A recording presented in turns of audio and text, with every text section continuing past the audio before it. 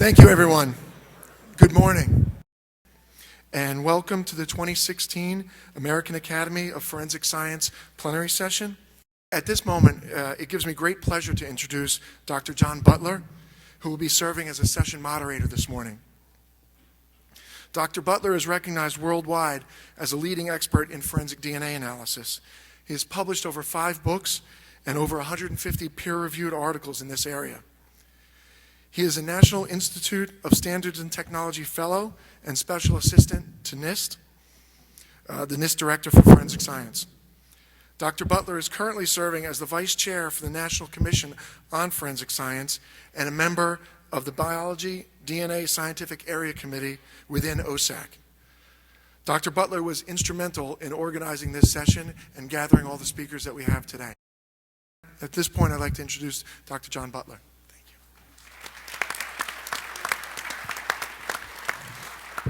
Thank you, Matt.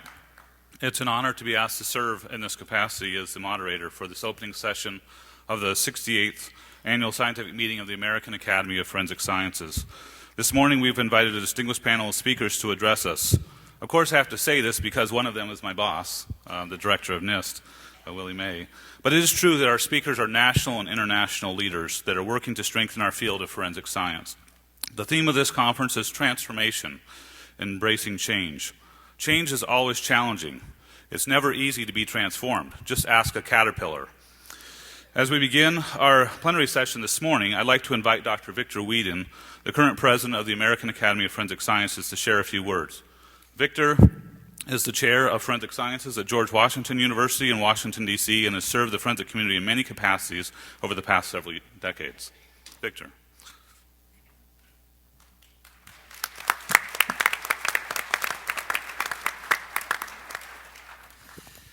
Thank you, John. I want to start by thanking Matt Wood and Joanna Collins for putting together this absolutely stupendous plenary. I think we're very lucky to have them, and we're very lucky to have John as our moderator. I really appreciate it. We truly do have international leadership here, and one of the leaders that are in front of us is the Deputy Attorney General, Sally Yates. We've had Attorney Generals Ashcroft and Reno here before, but what is, I think, unprecedented and different is that this time the Department of Justice leadership is staying for the entire plenary session.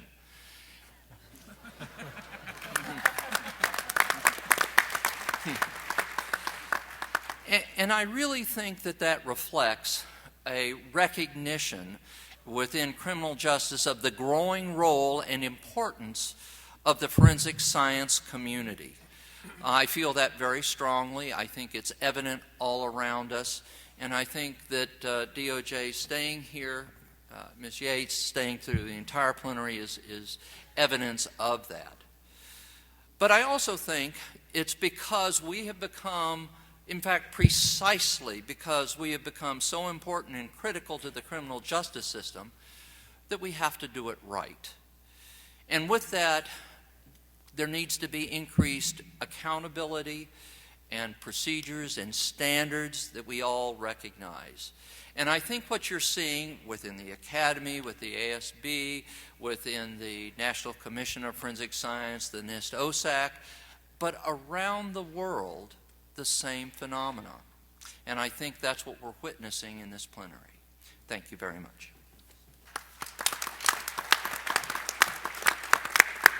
Thank you, Victor. I first met Victor 22 years ago at this meeting in 1994 when it was held in San Antonio, and I had the opportunity to also work in his laboratory when he was the director of the Armed Forces Gene Identification Lab in the mid-90s. Our first plenary panel speaker this morning is the Deputy Attorney General of the United States, Sally Quillian Yates. Dag Yates graduated magna cum laude from the University of Georgia School of Law. And as you will see, she has a wonderful Southern accent. So, she's worked in the U.S. Department of Justice since 1989 and is an experienced trial attorney. Probably her most famous case was the Atlanta prosecution of Olympic bomber Eric Rudolph. She is the first woman to serve as U.S. Attorney in the Northern District of Georgia, the position she held before being nominated by President Obama to her current position in January 2015. Along with her many responsibilities as the Deputy Attorney General, Dag Yates serves as the co-chair of the National Commission on Forensic Science, along with NIST Director Willie May. It gives me great pleasure to introduce the United States District Attorney General, Sally Yates.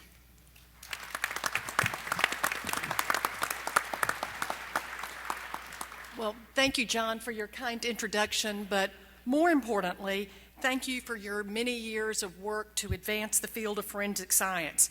You and Nelson Santos from DEA, who is also here today, have really demonstrated great leadership as the co-chairs of the National Commission on Forensic Science, and Dr. May and I are very grateful to you for your efforts.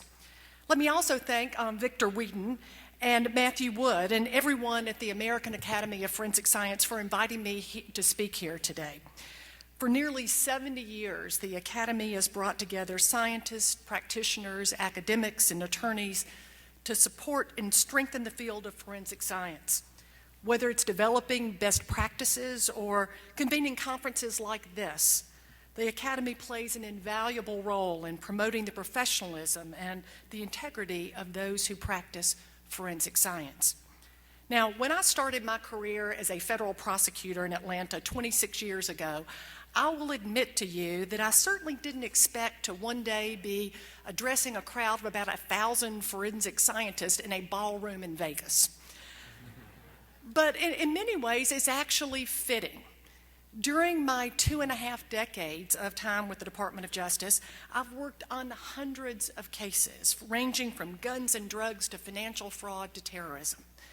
And I've seen the way that forensic science can transform investigations, from firearms examinations performed by local crime labs to the most complex financial analysis done of a suspect's cell phone or laptop. And now, as Deputy Attorney General, I'm responsible for the day-to-day operations of the Department of Justice, and that includes not just our federal prosecutors, but also the FBI and DEA and ATF and the U.S. Marshal Service and the National Institute of Justice and a range of other entities. And so in that capacity, I've seen that the Department of Justice is more than just a consumer of forensic science. We are also a sponsor of cutting-edge research and a model for government agencies at the federal, state, and local level. Now, let me be the first to admit to you, though, as I stand here today, I am a lawyer, not a scientist. And so while I may know how to put on an expert witness in a Daubert hearing, I am certainly no expert myself. But there are important similarities between law enforcement and scientific study. Both involve a search for the truth in a world of uncertainty, and both reward those who are willing to ask hard questions of anyone, including themselves, until they are confident that they've arrived at the right answers. Now, one of the lessons that I learned as a young prosecutor is still true today, and that is that as prosecutors, our job is not just to secure convictions or to get the longest possible sentences. Our job, our responsibility, is to seek justice, and to seek justice in each and every case. It requires a humility, I think, and a maturity to recalibrate your approach as new evidence comes in and to do what you believe is right based on all the information that's before you. The same thing is true of forensic scientists. Throughout my career, I have witnessed the thoughtfulness and thoroughness of scientists and analysts across the forensic disciplines, following the facts wherever they may lead. And that's why forensic science is so important to those who care about our criminal justice system. It brings us all closer to the truth, whether it's identifying a perpetrator or clearing the innocent. But it's precisely because forensic evidence can be so powerful and so persuasive that we must be careful in how and when it's used. The authority afforded to scientific experts is second to none, certainly a lot more than to lawyers, and that's probably as it should be. And it's both of our jobs, I believe, to make sure that those who are unschooled in forensics understand the strengths and the limitations of the science. We should always qualify what we know with an explanation of what we don't know. And I'm happy that at DOJ we're making real progress in our efforts to strengthen the way forensic science is practiced, both in our laboratories and in our courtrooms. It's been a little more than 2 years since the Justice Department entered into really a groundbreaking partnership with NIST, which brought us both the National Commission on Forensic Science as well as the organization of scientific area committees. And we believe that this partnership is generating real, tangible results. This past December, for example, the Justice Department responded to one of the Commission's first recommendations concerning expanded accreditation of forensic laboratories. For the first time in the Department's history, the Attorney General will require that DOJ's non-digital labs obtain or maintain accreditation, and that whenever practicable, DOJ prosecutors use only accredited labs in testing evidence.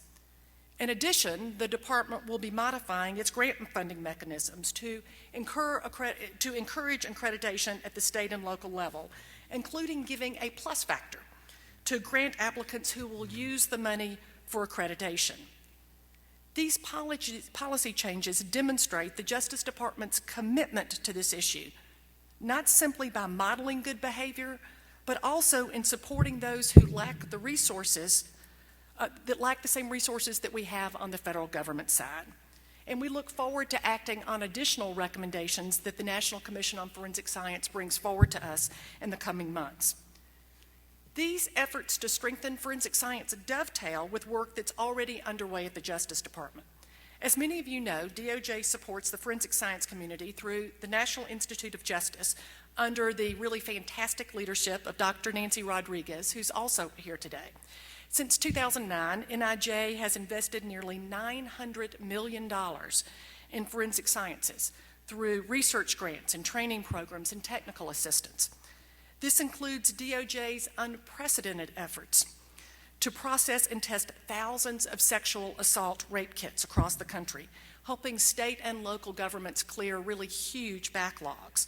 Among other things, NIJ has partnered with FBI to test and analyze these kits free of charge, and to date, over 360 DNA profiles have been uploaded in the CODIS database, resulting in more than 130 hits or investigative leads from evidence that had not previously been processed by a forensic lab.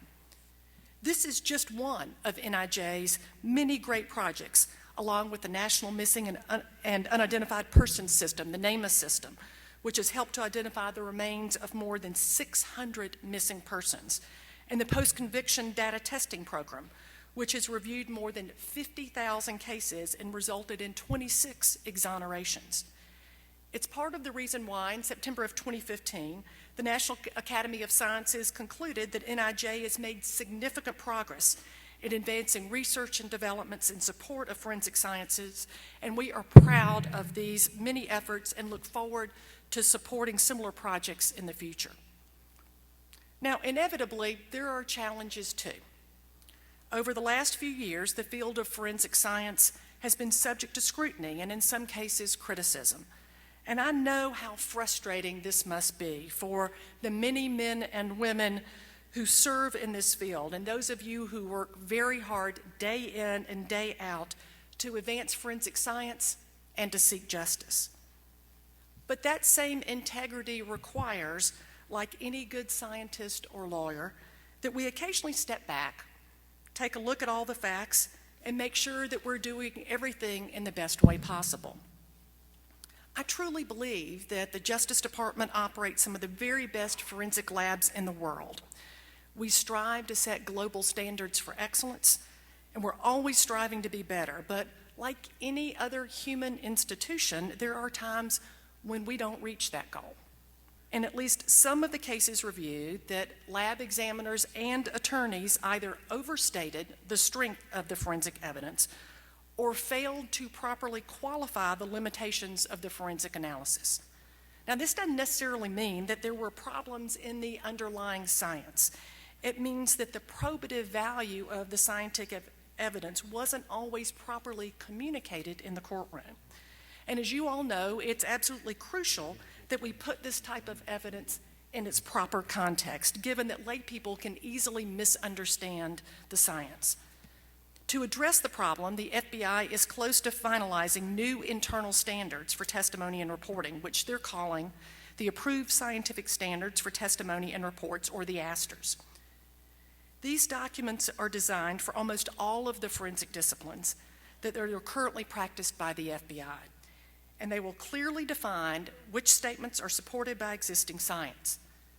This will guide our lab examiners when they draft reports and take the witness stand, hopefully then reducing the risk of testimonial overstatement. Now, while the FBI is preparing an ASTR for each discipline, it's fair to say that the risk of overstatement can vary depending on the discipline. The risk is arguably the lowest in certain types of disciplines, such as those involving chemical analysis. In drug testing, for example, the current technology makes it possible for experts to determine the chemical composition of controlled substances with a high degree of certainty and with very little real human interpretation. But as all of you know, the degree of certainty may be more difficult to quantify in other forensic disciplines. For example, in a few disciplines, forensic professionals are called on to compare two items, such as shoe prints or tire treads, and to make judgments about the similarities and differences. These so-called pattern or impression disciplines present unique challenges, especially when an examiner attempts to assess the likelihood that those two items came from the same source. In any business, whether it's medicine or manufacturing, it's standard practice to regularly review your internal procedures to make sure that you're performing at the very highest level possible. Our DOJ labs do this all the time, and we plan to do it here too. The department intends to conduct a quality assurance review of other forensic science disciplines practiced at the FBI to determine whether the same kind of testimonial overstatement that we found during our review of microscopic hair analysis has crept into any other disciplines, particularly those disciplines that rely heavily on human interpretation and where the degree of certainty can be difficult to quantify. Now, to be clear about this, we are undertaking this quality assurance review because we think this is a good operating procedure and not because of any specific concerns with any other disciplines. We believe that this type of review will help ensure the public's ongoing confidence in the work that we do and to put the entire field on stronger footing in the future.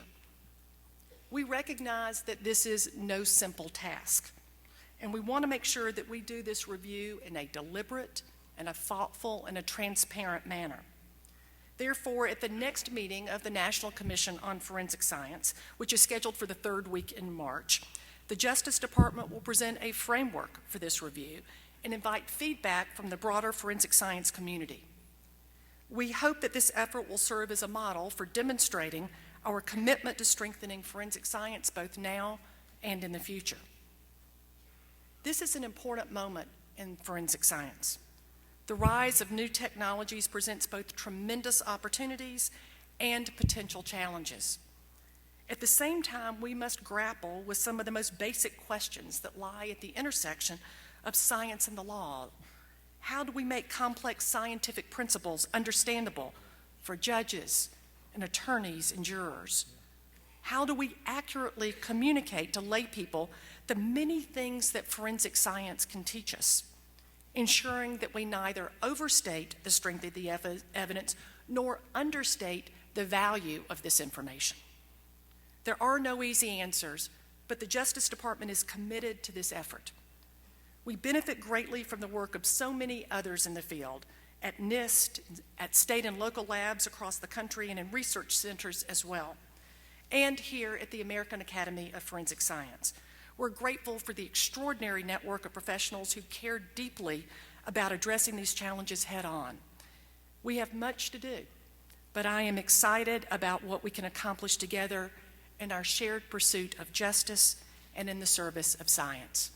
Thank you for inviting me to be with you here today.